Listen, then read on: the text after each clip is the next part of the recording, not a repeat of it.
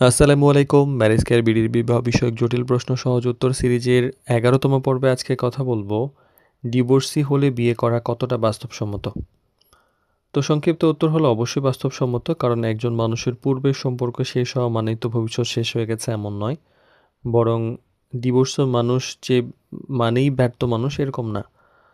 অনেক সময় অমিল, ভুল সিদ্ধান্ত, পারিবারিক চাপ বা বিভিন্ন কারণে বিচ্ছেদ হতে পারে।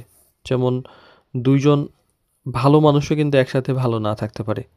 তো সেক্ষেত্রে ২য় বিয়েতে কিন্তু অনেক সময় অনেকে পরিণত সিদ্ধান্ত নেন এবং আ যদি ভুল হয়ে যায় পরবর্তীতে এই ভুল শুধরে সিদ্ধান্ত নেন।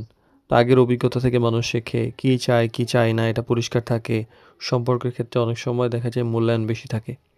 তো আবার অনেকে আছে ২য় বিয়ের ক্ষেত্রে অনেক বেশি দায়িত্বশীল আচরণ করেন। তবে বিয়ের আগে যাচাইয়ের একটু ব্যাপার থাকে। কারণ বিচ্ছেদের কারণ, বর্তমান মানসিকতা, দায়িত্ববোধ এসব বুঝতে হবে। শুধু ডিভোর্সই এই ট্যাগ না দেখে বাস্তব কারণটা ভালোভাবে অনুসন্ধান করে বিয়েতে এগোনো যেতে পারে।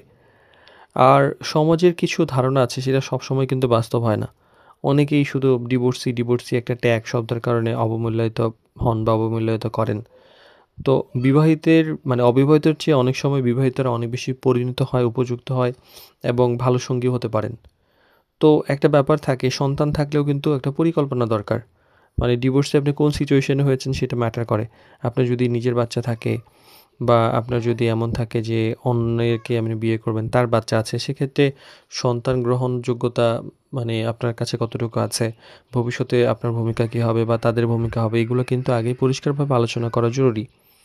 তো ডিভোর্সি হলে বিয়ে করা অবশ্যই বাস্তবসম্মত এবং অনেক ক্ষেত্রে এটা ভালো সিদ্ধান্ত হতে পারে। আসল বিষয় হলো চরিত্র, শিক্ষা, অভিজ্ঞতা, মানসিকতা এবং বর্তমান প্রস্তুতি।